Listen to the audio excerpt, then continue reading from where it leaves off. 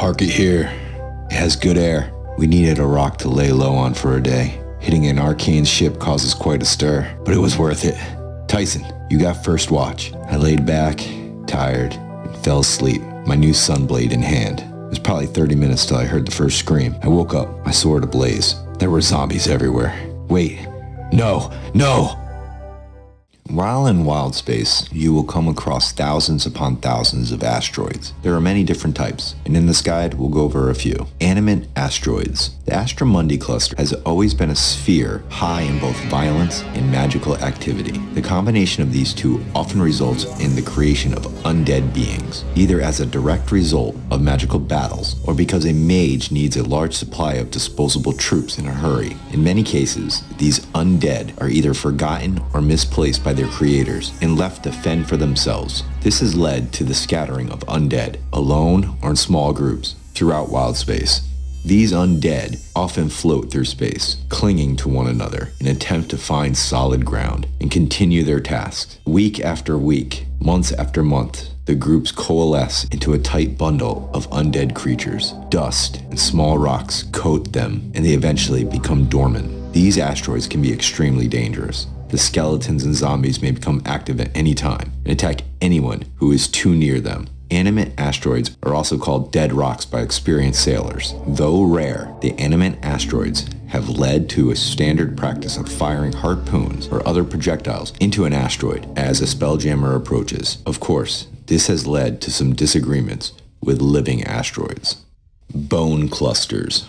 There are a great many creatures in Wildspace that are of massive dimension. Such creatures typically live far out, away from civilization, and die the same way. Sometimes, the bones of these creatures are so large that they become celestial bodies of their own. The typical bone cluster is less than 100 feet across, but some are the result of several great creatures that can be thousands of feet across. Bone clusters are very useful because they are both lightweight and durable, making them ideal platforms for floating towns or outposts. And all that talk about spirits of the dead haunting them is just talk, right?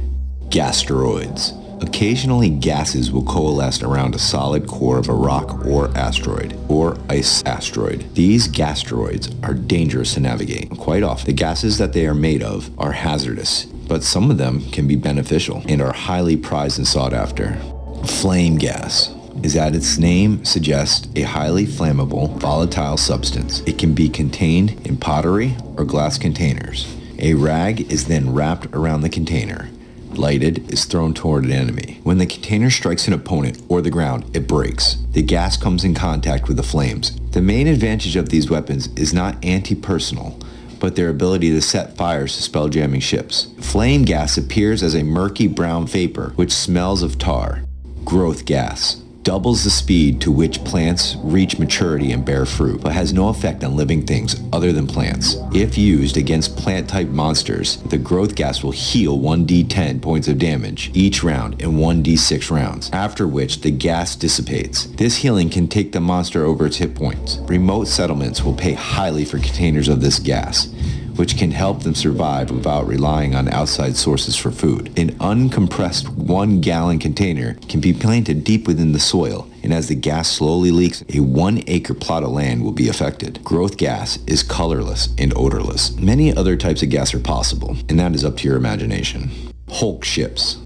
Occasionally abandoned spelljamming hulks drift in or near a gravity well. These wrecked vessels compress so tightly that they become essentially one mass. They are home to all manner of strange creatures, and large numbers of undead among the wrecks are not uncommon. Dangerous as they are, hulk ships also have a tendency to hold great and lost treasure, some dating as far back as the pre-cataclysmic times. Such prizes are naturally avidly sought after, making it quite likely that adventurers will find work here in these ship graveyards.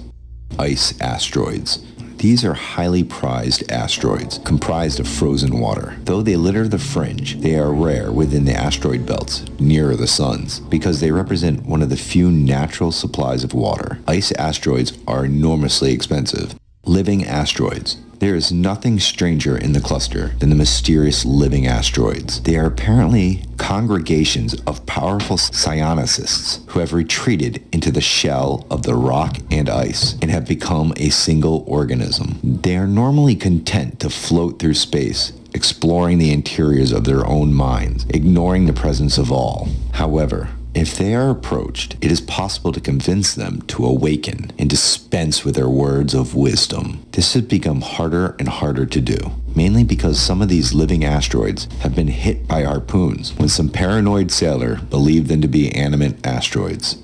Rock asteroids. Most asteroids are comprised of basic rock. They contain minerals and some pockets of ice and frozen gas, but for the most part, they're just rock. These are useful for building, and if large enough, could have some good atmosphere and anchors for floating colonies.